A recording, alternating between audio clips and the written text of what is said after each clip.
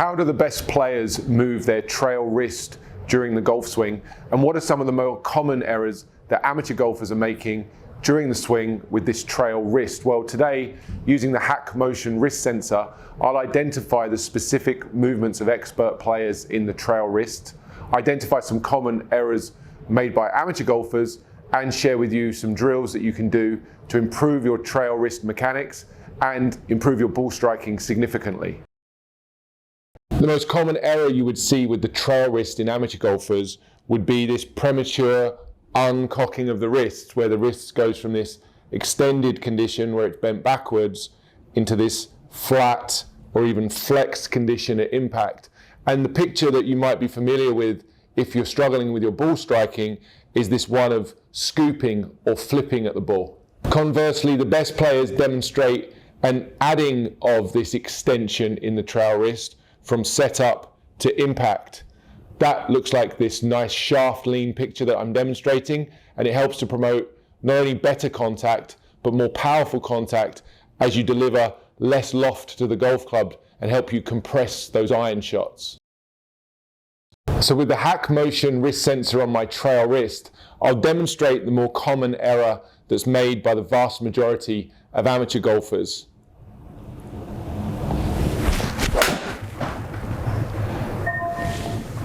As I hit that, my intention was to release this club prematurely, take this wrist from this extended condition into this flexed condition too quickly. And as we take a look at the data there, you'll see that the wrist started its position at setup very, very slightly extended. And that would be typical of someone with a pretty standard or neutral grip. The amount of extension you have at setup would vary from player to player based on how they hold the club, but typically you'd expect to see a small amount of extension in the trail wrist at setup. As already stated, the better players would then increase the amount of trail wrist extension, but in this example here, you'll see that I've actually added 25 degrees of flexion from when I set up. That is going to be problematic for you and for your contact on the ground. Typically, the more you uncock and flex this trail wrist, the more likely you'll be to hit the ground before the ball. And even if you do make good contact, you've changed the delivery of this club to the extent where you've added so much loft that you'll be losing a ton of power. With HackMotion, I can make use of the audio feedback feature to help me understand the feeling that I'm trying to create at impact with this trail wrist to deliver that more professional looking and superior quality of contact. With the wrist at setup, it's in a couple of degrees of extension as mentioned before. What we want at impact is for this trail wrist to be more bent backwards. You'll notice as I bend the wrist backwards, I can hear the feedback on the iPad telling me that I'm moving this shaft and this wrist more forwards. That would be an expert player's demonstration of impact. In terms of how much, again, it would vary slightly from player to player, but let's say as a guideline, you'd want to be adding around 10 degrees of extension from setup into impact.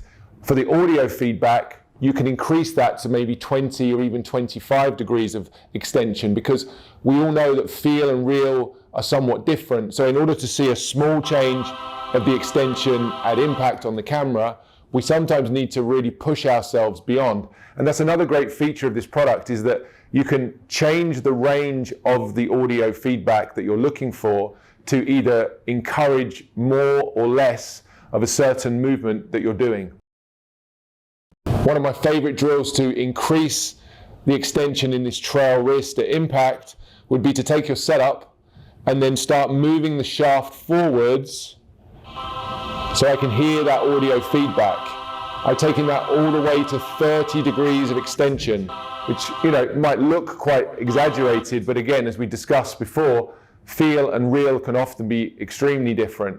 Taking yourself and pushing this beyond the boundaries of where we really want it gives you the greatest chance of making the change that you want to. So set up, exaggerate, move the wrist and the shaft forwards, all the way to 30 degrees and just past where the sound would stop. Now go ahead and hit a ball, trying to recreate this feeling through impact.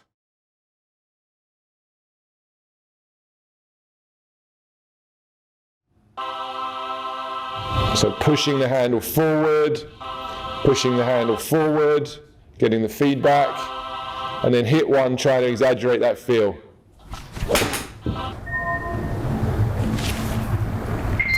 Really nice contact, just a small little draw, and yeah, extremely solid contact, which is what I was looking for. And as we take a look at the data on the screen here, you'll see that I was able to increase the amount of extension in that trail wrist by 11 degrees from my setup to my impact position. It's also worth noting there at the top of the swing how much more extended my trail wrist was. So at the top, this thing was twisted significantly more than it was at setup. And a great little exercise for you to do there would be the motorcycle drill. If you're looking for an alternative way to improve this impact position via a different feel in the swing, I'm going to take you to the top and explain how the poorest golfers would have this trail wrist to flat again, just like they do at impact. And the better players would take this grip and they would twist the shaft a little bit like twisting the throttle on a motorcycle, and in doing so, we'd get that audio feedback. I've set this range between 60 and 70 degrees of extension at the top. And as golfers learn that feel and can try to retain that feel in the downswing, you've got a much better chance of delivering this shaft lean that we're looking for at impact. So set the audio feedback to a range that encourages you to have a large amount of extension in this trail wrist at the top. I've gone between 60 and 70 degrees here. As you swing up to the top, if you don't hear any noise, you know that you're not making enough of the twist, you're not putting enough of the twist into the shaft. Now, if you want to hear that noise, we've got to do the motorcycle drill. So I'm twisting the shaft. Now I've got the club more closed. I can try to maintain that feel coming down. Really good feeling here as the shaft's parallel to the ground. And again, I'm getting the audio feedback. From here, delivering that club into the golf ball, I'm going to be certain that I'll be delivering more extension in the trail wrist, more shaft lean equals better contact, better compression, and better distance. Mastering the wrists in the golf swing truly is the secret to better golf, and training the correct motion of the trail wrist is your pathway to better contact and more distance. If you want to train the correct wrist mechanics, you need to measure what you're doing, and the HackMotion wrist sensor, along with the app and the audio feedback, are the best tools on the market to help you do that. Go ahead and try both of those drills next time you practice the additional shaft lean at setup and the motorcycle drill where you twist this trail wrist at the top of the swing to close the face suitably. Try them both. I promise you your ball striking and your distance will both improve.